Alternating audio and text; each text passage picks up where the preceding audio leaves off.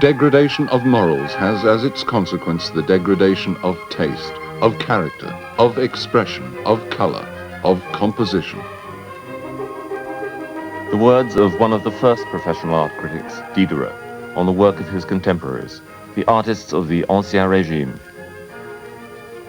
Diderot goes on to attack one of the foremost painters of his day, the purveyor of naked nymphs and Venuses to the aristocracy, François Boucher.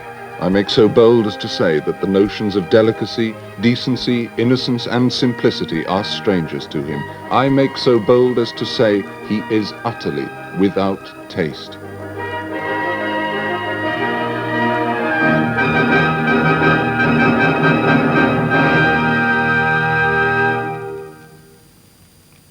When Jacques-Louis David becomes the virtual dictator of the arts in revolutionary France, he has the paintings of his former master, Boucher, removed from public buildings. They say, David has put Boucher to the guillotine.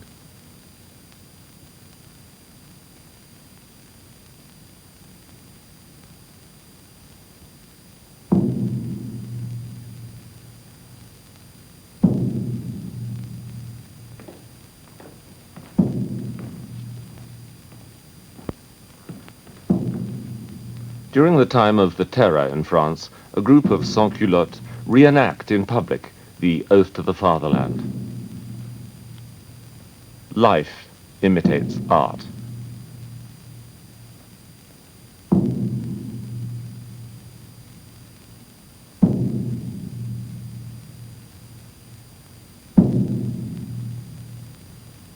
For the paintings of David himself are not only a reflection of the upheavals in society.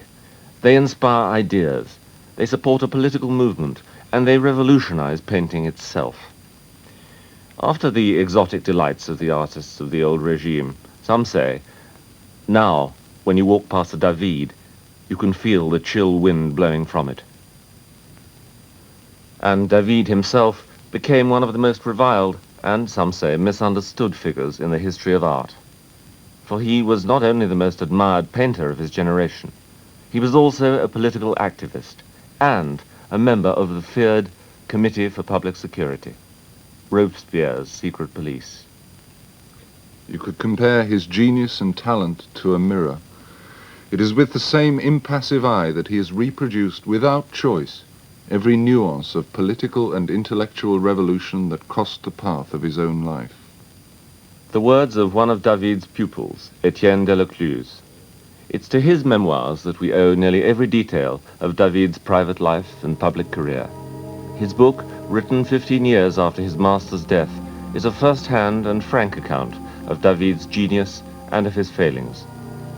It begins as the young Delacluse joins the School of David in 1795, shortly after the worst days of the Terror.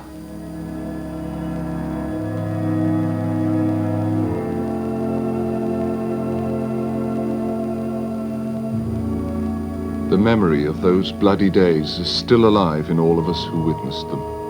Those strange and terrible spectacles, the crowds spread out over the streets, your eyes and ears assaulted on all sides by chants, by shouts for death and revenge, by scenes of bloody violence. A little further off, toy guillotines on sale. Childhood being as it is, without pity, and charmed by the novelties of death.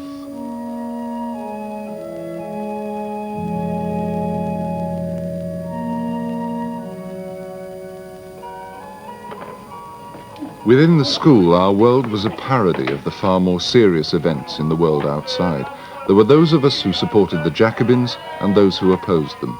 But our wars were fought with jokes and games. And to tell the truth, when Monsieur David was absent, we wasted an enormous amount of time.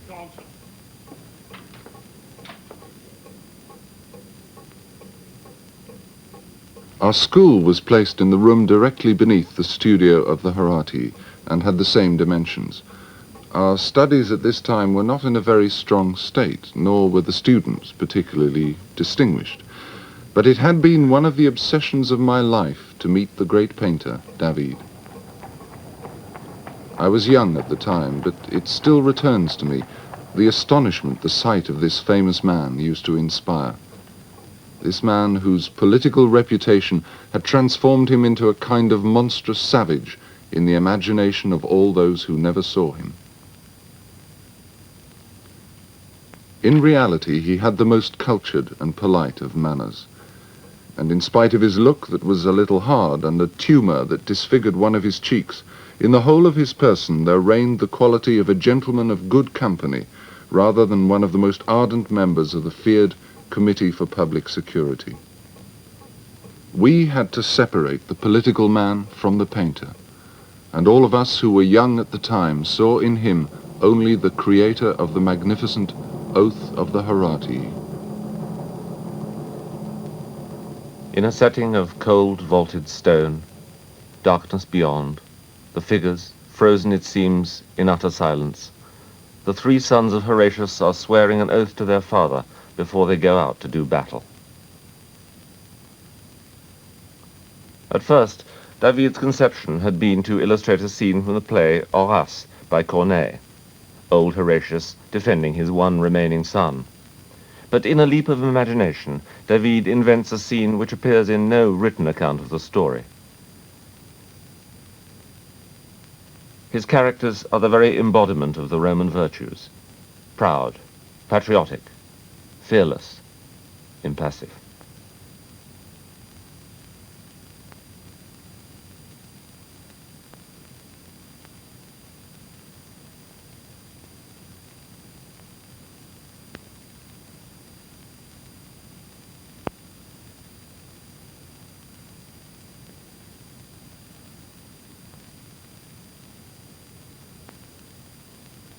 David's image will, in time, be adopted as the first painting of the Revolution, the oath of allegiance to the Republic. But when it was painted, his preoccupations were far more to do with developing his own talent than with changing society. After 3 unsuccessful attempts to win the Prix de Rome, and a half-hearted suicide bid when he failed, the young David finally won the coveted prize and traveled to Italy. His earliest paintings reflect his obsession with the architecture and styles of the ancients, with more or less assurance. Before he left for Italy, he'd said, "The antique will never seduce me. It lacks movement." Delacluse points out the importance of even these youthful essays. The particular merit of David, and that which was to assure his fame, was to have been the first Frenchman to put into practice the theories expounded by the intellectuals of his time. The study of the archaic, on which the theory of fine arts came to be based, was being spread in Europe by Hamilton, Menges, and Winckelmann.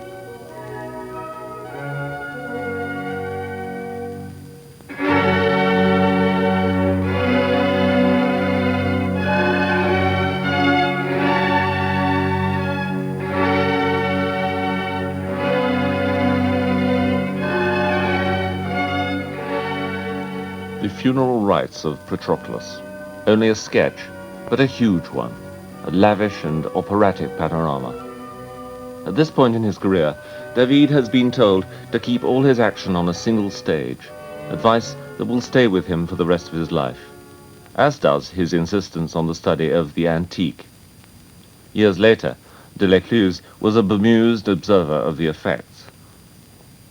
The frequent recommendations that David made to us to find inspiration among the ancient cultures did bear fruit, indeed were sometimes carried to the most rigorous extremes. If a number of others had not also seen the entrance one day of Ducis and Pierret, the one dressed as Agamemnon, the other as Paris, I would indeed fear being taxed with some exaggeration. The student's charade was nothing new. As early as the 1780s, a kind of mania for the antique, and especially for ancient Greece, had swept through Paris society. Greek evenings were arranged, with improvised Greek decor, Greek refreshments, and Greek costumes worn by the guests. Appropriate entertainments were provided, sometimes stage managed by David himself. Pseudo-Greek poets read from the classics. This, the Death of Socrates from Plato. Then he who was the messenger of the 11 said to Socrates, I am to order you to drink the hemlock, so farewell, and try to bear with courage what must be. and the messenger took his leave. Then Crito said, "The sun is still upon the mountain, and is not yet gone down. There is time." And Socrates said, "If the poison is prepared, bring me the cup." And Apollodorus broke out with such a lamentation that his despair entered into all, except Socrates himself. "A man should go to his death in tranquility. Peace with you all. Be of courage." And he raised the cup and drank. In spite of undoubted masterpieces like The Death of Socrates, even David's greatest admirers could criticize his early enthusiasms for the antique. Etienne de Lecluse. In the subject of Paris and Helen, it is fair to remark that the observation of the Greek style of dress is more accurate than he had done before, but the painting is weak in every other respect. The representation of Paris nude scarcely renders it more agreeable. This kind of subject matter wasn't suited to his talent. And de Lecluse mentions one other vital fact. It was painted in 1788 for the Comte d'Artois, the brother of the king.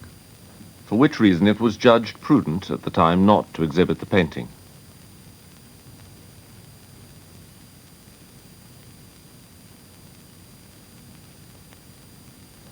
Another man and his muse. The portrait of the chemist Lavoisier and his wife.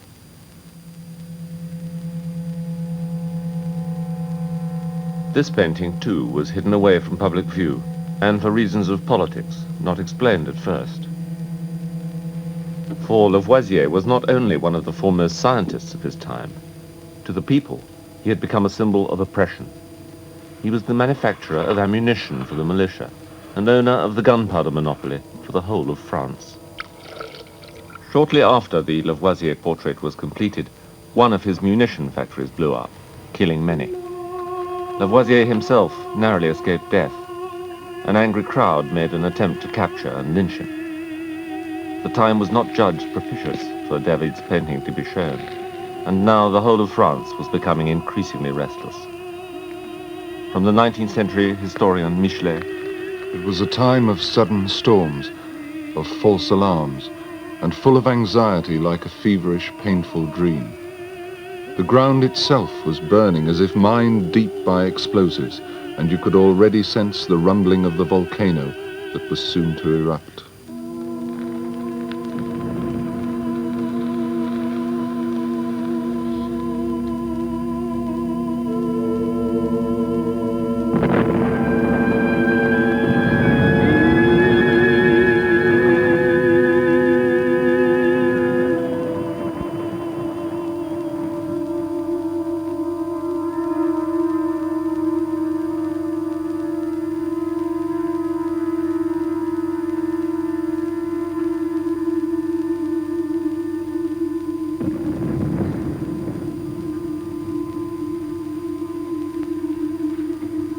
The cannon frowned upon Paris, and already loaded, thrust their menacing jaws from the battlements of the Bastille. There the arsenal had gunpowder and ammunition enough to destroy a city.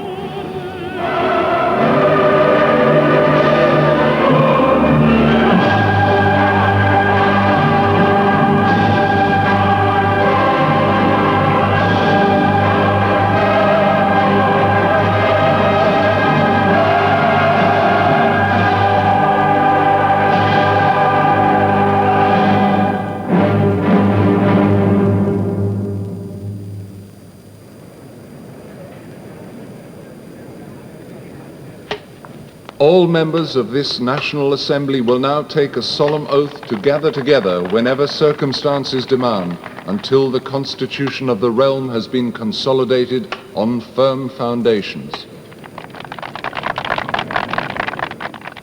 On June the 17th, 1789, the Third Estate had formed itself into a National Assembly, meeting at Versailles. 3 days later, the King had the doors of their meeting place locked against them.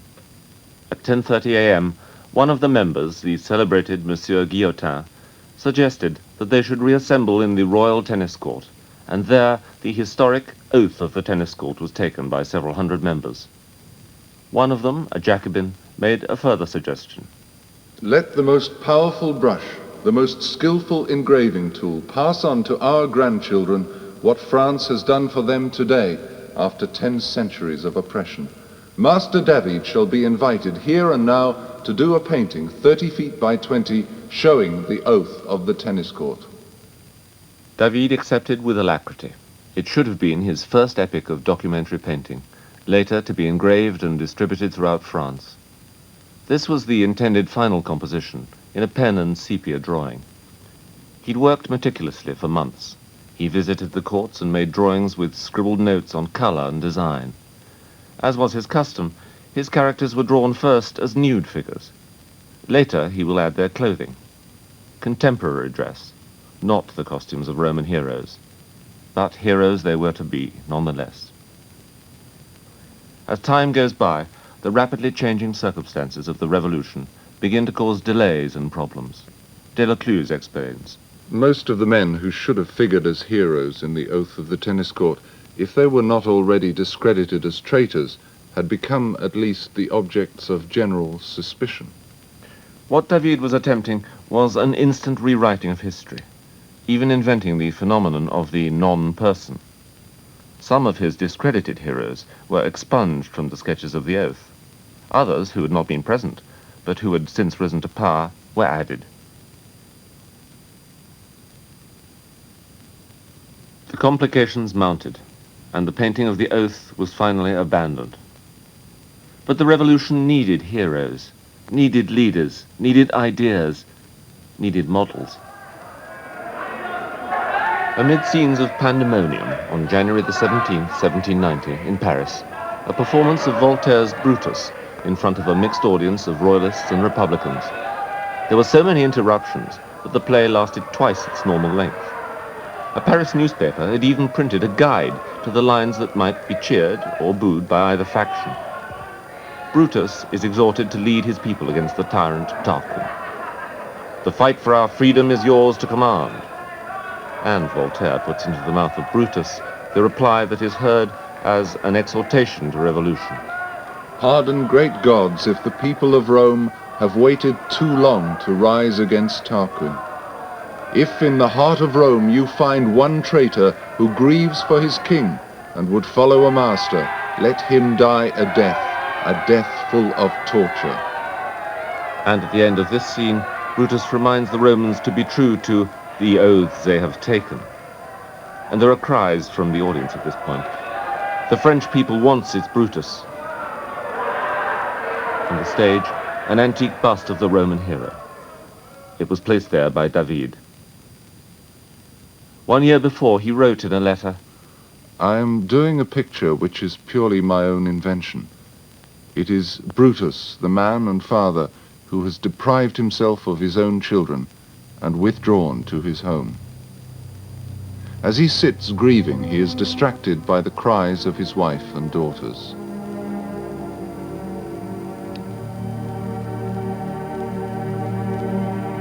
Brutus, the first consul, the ultimate patriot, has had his own sons condemned and executed for conspiracy against the state. David's painting places him in the shadows, stoical and silent, while the bodies are brought in.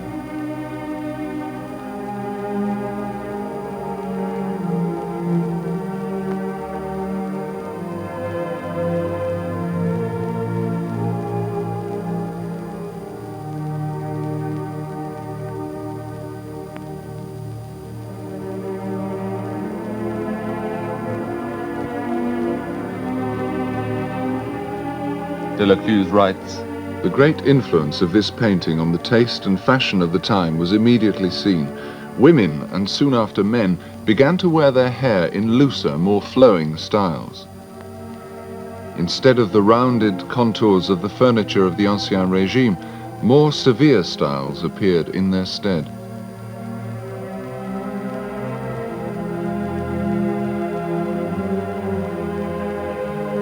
The first cause of these changes was undoubtedly the great political revolution which had already begun. But what had happened in the arts was a powerful inspiration.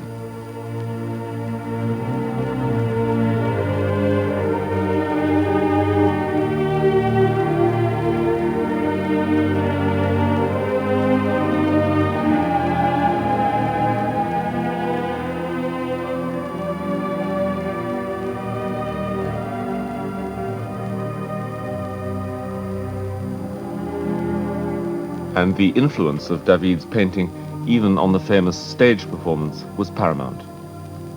David himself designed many of the costumes and stage furnishings, and dictated the hairstyles.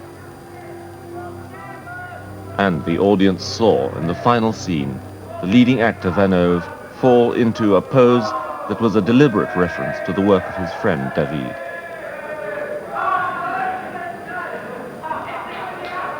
The applause was deafening as the spectators recognized this homage paid by one art form to another at the end of an evening where art and politics came together. By the finish of Voltaire's even-handed debate, the revolutionaries were cheering the loudest.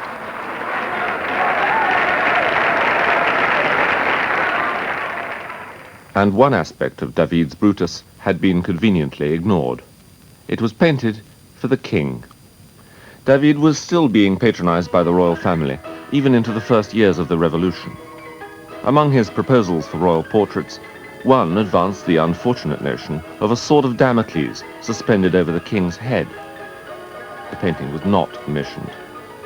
He had begun studies for a portrait of Louis showing to the young Dauphin the new constitution that he'd accepted and signed in 1791. David later denied he'd ever made this sketch. After continued royalist insurrections, the king and queen are imprisoned and the monarchy dissolved. The fever of stripping royal and aristocratic power mounts. At a meeting of the National Convention, David votes that the sentence of death upon the king should not be commuted. Louis XVI is executed on the 21st of January, 1793. David is one of the signatories of the death warrant. In October the same year, when Marie Antoinette goes to the scaffold, he watches from a window and draws her, stripped of her finery and even her false teeth, on the way to execution.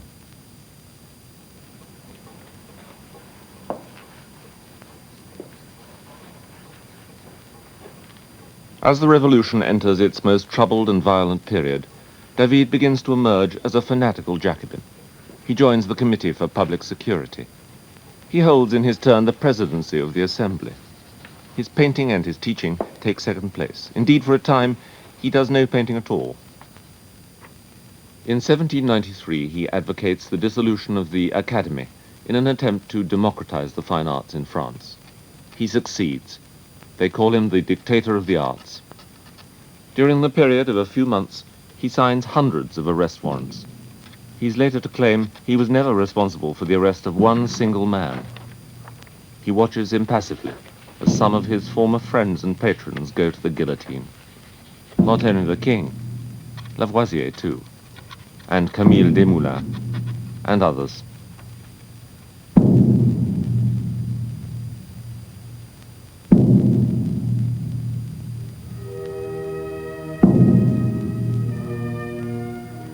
It's only 3 years since he made some of his finest portraits of women of the aristocracy.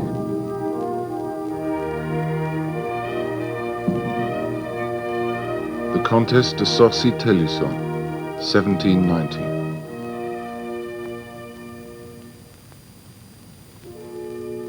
The Marquise d'Orvilliers, 1790.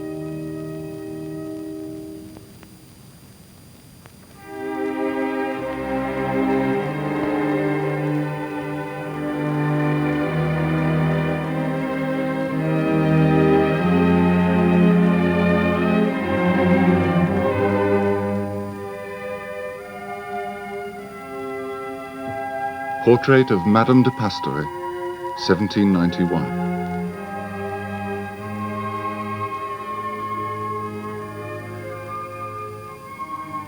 But the backgrounds are troubled, and some of the works unfinished.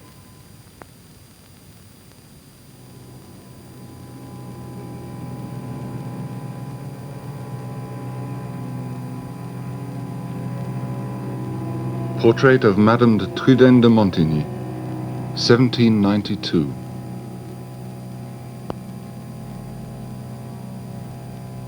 Madame de Pastoret was arrested and imprisoned during the Revolution. Madame de Trudenne went to the guillotine with her husband. As internecine struggles break out at the National Assembly, The guillotine will claim the heads of revolutionaries as well as royalists. In time, Danton, Saint-Just and Robespierre will all die. Others will fall not at the hands of their peers, but through the obsessions of individuals.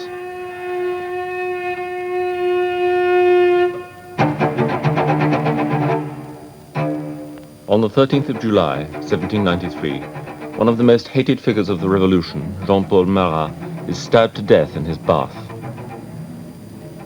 At the National Assembly the following day, Deputy Chabot announces that Marat has been assassinated by a young woman from Caen, Charlotte Corday. And, displaying the still blood-stained murder weapon in his hand, he calls out, "Where are you, David? There is one more painting for you to do." And David replies, "I will do it." 3 months later, David exhibits at his own studio the actual bathtub in which Marat died, and next to it, his masterpiece, the painting of Marat assassinated.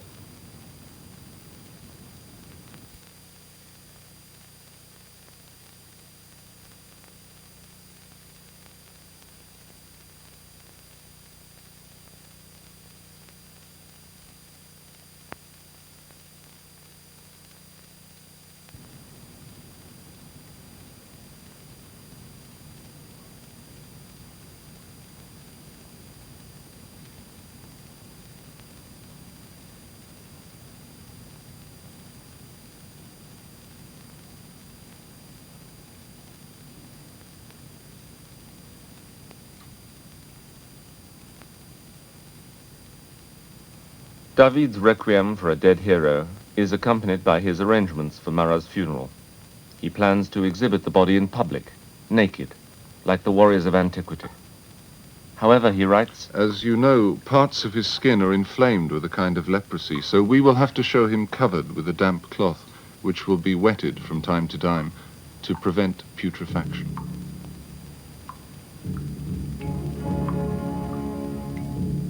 The pagan funeral rites and festivals of antiquity are revived in revolutionary France.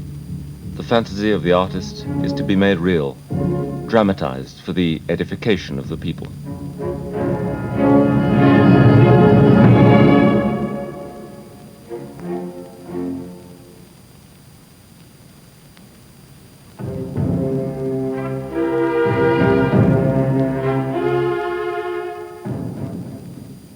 With the suppression of organized religion, new martyrs, new figures of worship are required. Those of the revolution who fall beneath the knife of the assassin are cast in these roles. Le Pelletier de Saint-Fargeau, said to be one of the ugliest men in France. David's pencil transforms him into a Christ figure for the revolution. A young boy, Barras, surrounded by royalist soldiers, refuses to shout, "Long live the king," and is cut down.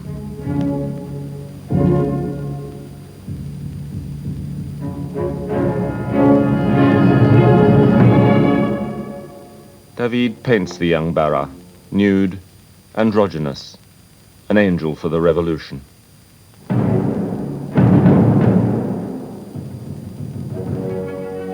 The model for all the great street festivals was the transfer of Voltaire's remains to the Panthéon in 1791. De l'Écluse was there in the crowd. I never forgot the spectacle, for it offered a fine opportunity of observing this all-pervasive taste for things antique. The artists, the musicians, the actors and actresses who walked with the chariot were all dressed in antique clothing. The cart itself, on which the remains of Voltaire were carried, was imprinted with classical design.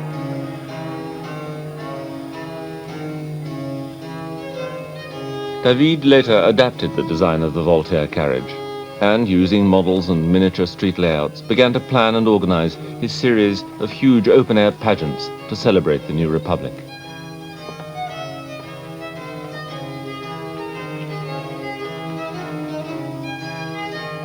The day-long festivals were again based on the antique model, led by carriages and floats, decorated with classical motifs, and accompanied by costumed revelers. David proposed a series of colossal public monuments to replace the statues of the Ancien Régime and to line the routes of his processions. There were to be patriotic addresses at street corners, tributes to the heroes of the revolution in music and dance. The Festival of Liberty, the Festival of Brotherhood, the Festival of the Victory of Toulon, all epic performances with the foremost painter in France as designer and director. And the biggest of them all, the Festival of the Supreme Being. For years, the new society had tried to expunge organized religion. Now, by popular demand, a new orthodoxy to suit the times. The climax of the pageant is to be the appearance of Robespierre himself, dressed, rather disconcertingly, as a high priest. Robespierre, then and now the most hated figure of the revolution, used the Committee of Public Security to consolidate his own position, and engineered the death of Danton and others who opposed him. When he in his turn was threatened in the convention and ended his final speech, "All that is left for me is to drink the hemlock," one of his most ardent admirers stood and shouted to him, "I will drink it with you." And the member who made this impetuous gesture was the painter, David.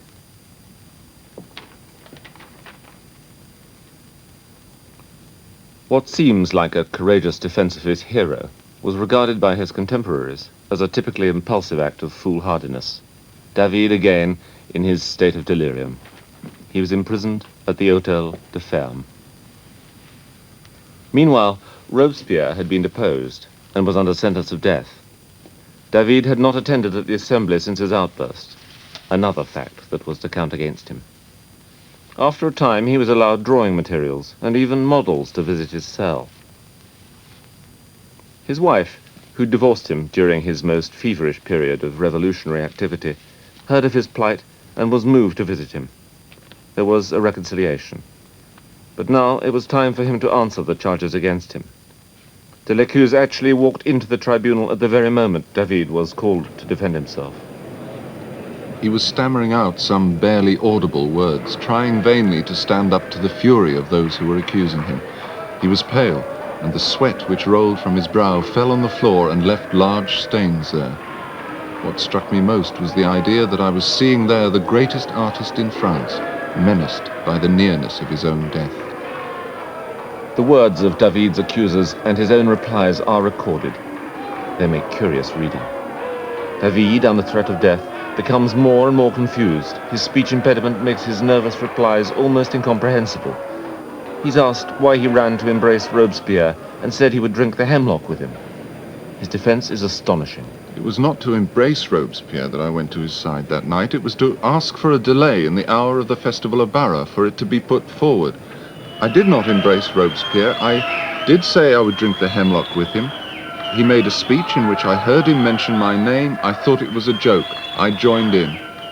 Why had David hidden away at his home the following day? Perhaps waiting in his cowardice to see the outcome of the battle in the assembly. I was sick. I could not go out. I took an emetic at 9 o'clock and I had to stay at home. Now, in a hysterical denunciation, he disowns his former hero. As to Robespierre, you cannot imagine how far I was deceived by this wretched man. He led me astray with his hypocrisy. He betrayed my trust. And David ends his wretched attempt at a defense. I beg you to believe I would prefer death to the torments I am suffering at this moment. No man here can condemn me as much as I condemn myself. Robespierre and his closest allies go to the guillotine.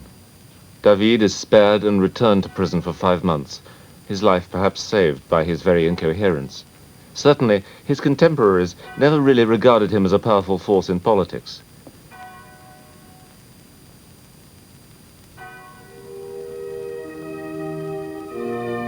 In prison, he makes his only landscape painting, a view from his cell window of the Luxembourg Gardens.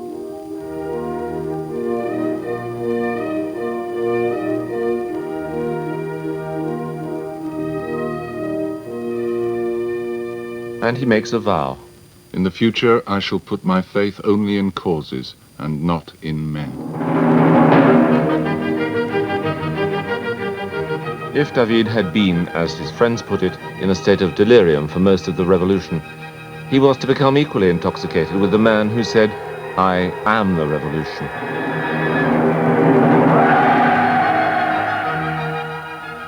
David told his students, "What a fine head it is, beautiful like an antique statue. He is a man to whom they would have raised altars in the old days. Yes, my dear friends, Bonaparte is my hero."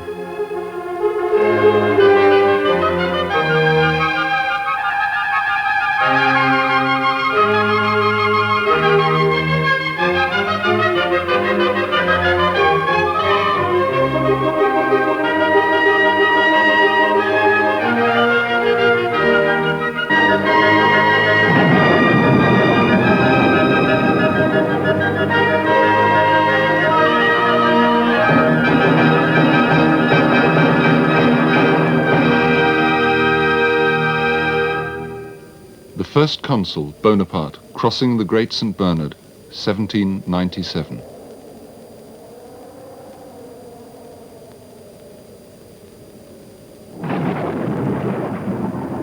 David paints Napoleon crossing the Alps, magnificent on a white charger, a thunderstorm darkening the sky. The actual journey was made more prosaically on a mule, on a fine summer's day.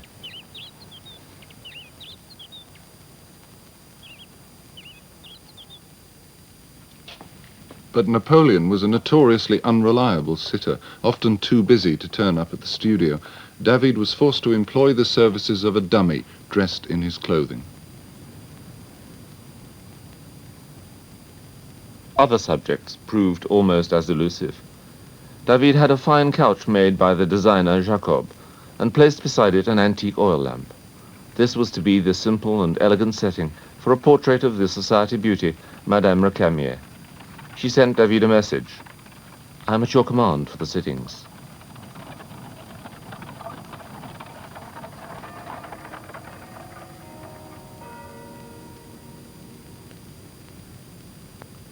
On the many occasions when Madame Recamier didn't keep her appointments, David set a student to work on poses for the painting, drawing from a nude model. The final pose was to feature again with distinction in the history of art. The name of the pupil was Jean-Auguste Ingres. And the young Ingres also worked on details in the finished painting. Certainly he painted the oil lamp.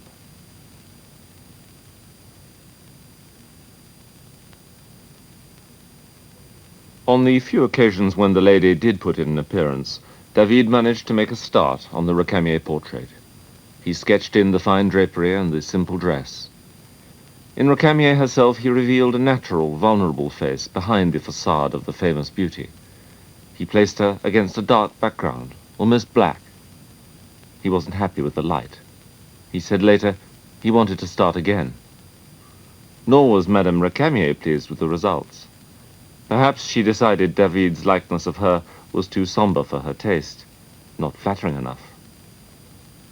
She went to the painter Gérard, who did a more glamorous likeness of her, relaxing, flushed, after performing her famous party piece, the shawl dance. David wrote to her, "Madame, painters too have their little whims. I shall leave your portrait unfinished."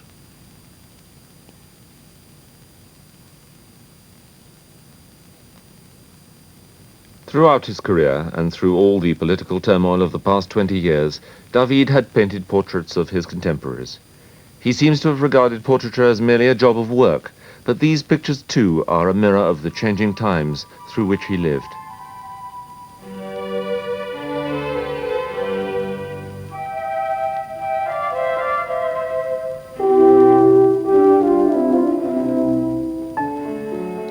In the days of the old regime, an early masterpiece, the portrait of Count Potocki.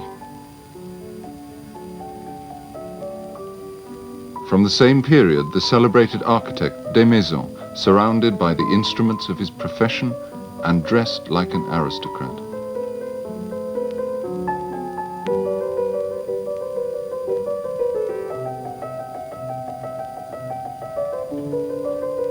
And in her finery, David's own mother-in-law, Madame Pécoul.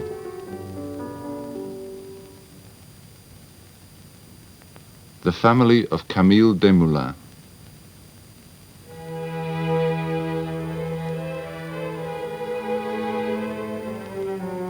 The journalist Desmoulins, a friend and supporter of Danton, was himself to go to the guillotine.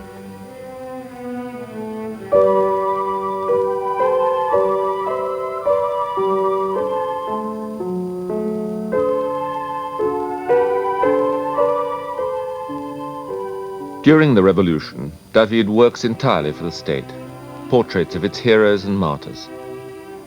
One private painting, the self-portrait done at the end of his political career in prison.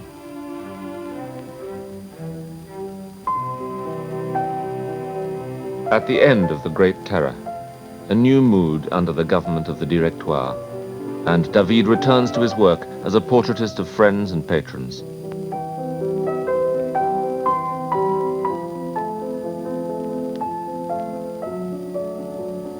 Madame de Cerizia, 1795. Monsieur de Cerizia, 1795.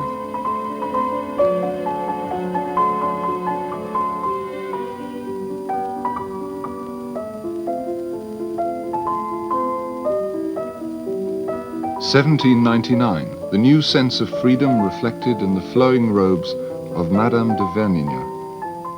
Her brother, born only the year before, is called Eugène Delacroix. David, urged to exhibit this beautiful portrait in public, replies, "Why should I? I'm a history painter."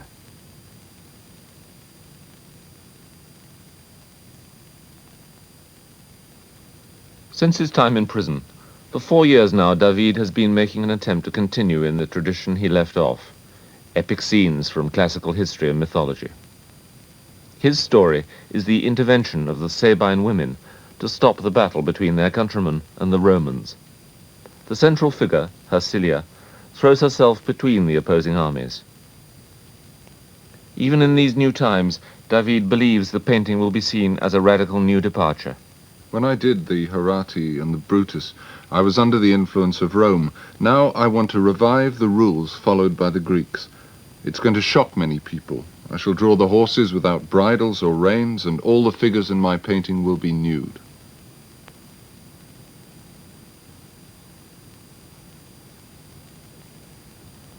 When the Sabines was first exhibited in public, David wrote a lengthy introduction to it in the catalogue.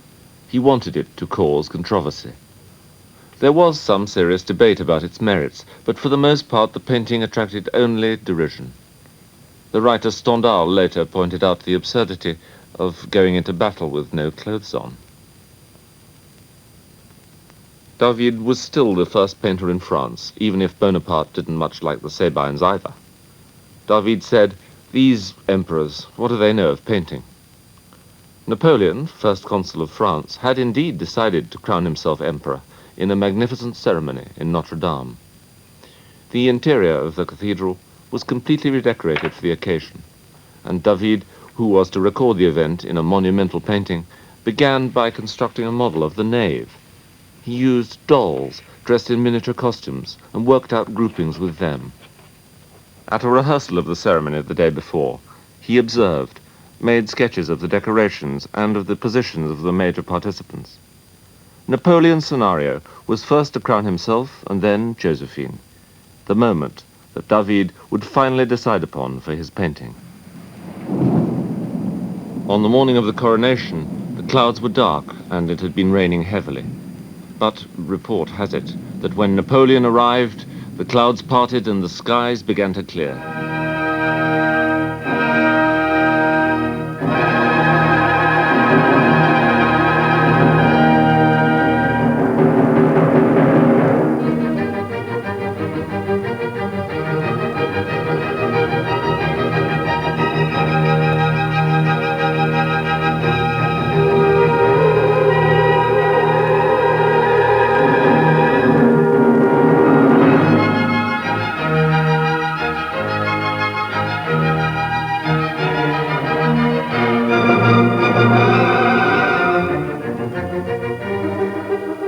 Napoleon said of the Sacre de Joséphine, "This is not a painting.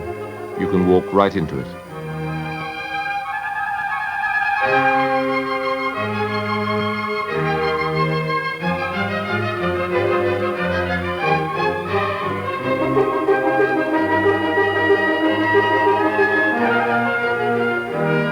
The artist of the revolution was now the official recorder of an opulence and splendor that hadn't been seen since the days of the old regime.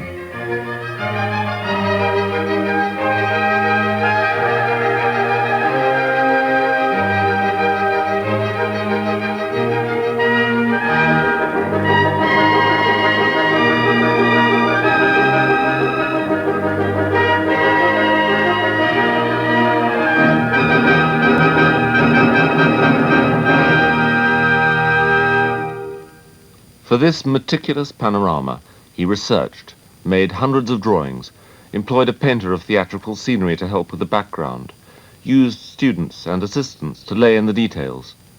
He missed out a few major figures. Those who were standing directly in front of him would have obscured the view and had to go. He concentrates, of course, on the stars of the occasion. When Napoleon paid a special visit to the studio soon after the painting was completed, he was delighted. It is good, very good, David. You have read my thoughts. You have made me into a French knight. Bonaparte made David a member of the Légion d'honneur, but nevertheless complained about his bill for 100,000 francs.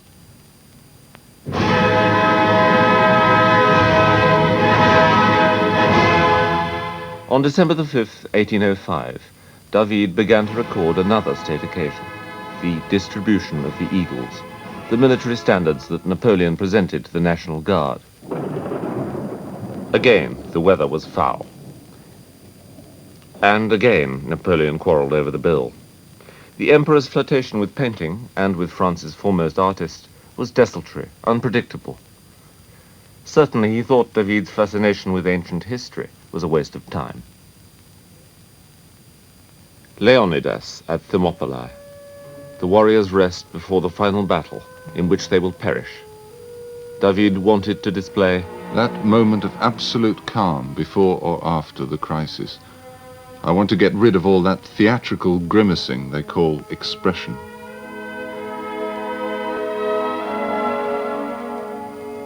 Napoleon, when he studied the Leonidas, is reported to have been troubled by a strange premonition, and he saw the picture again after his return from Elba, the 100 Days, and said, "Shame on the vanquished." The final downfall of the most powerful man in Europe was also an ending for David. Once he had said, "What painter, what poet is so happily placed as I am? I shall slip into history under the shadows of my heroes." Paris was dangerous again. Under a restored monarchy, Article 7 came into being. All signatories of the king's death warrant were to be exiled in perpetuity from France. It was suggested to David, now 68, a venerable old master, that Article 7 might be waived in his case, but he himself insisted on carrying out the decree.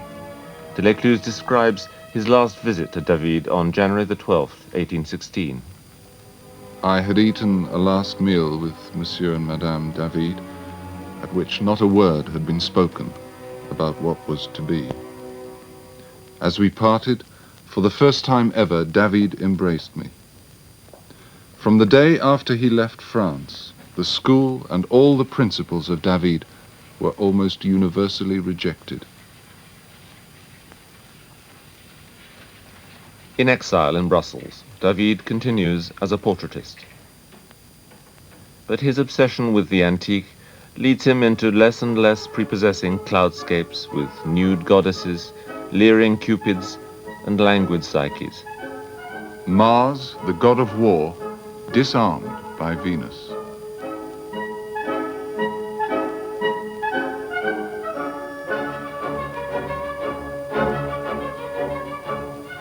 He sent paintings home, and the critics, even his friends, were bemused by them. The story of Apelles and Campaspe. The Emperor Alexander commissions Apelles to paint his favorite slave girl. The artist falls in love with his model. The model is the possession of the patron, being recorded naked for him as an erotic souvenir.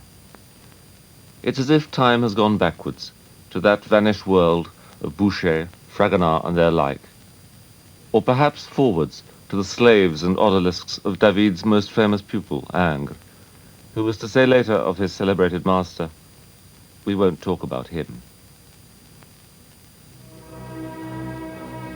Jacques-Louis David died in December 1825, still in exile. I can rest now. My conscience is clear. I've kept to my part of the bargain. Time will reveal the truth. I founded a great school. I painted pictures the whole of Europe came to see.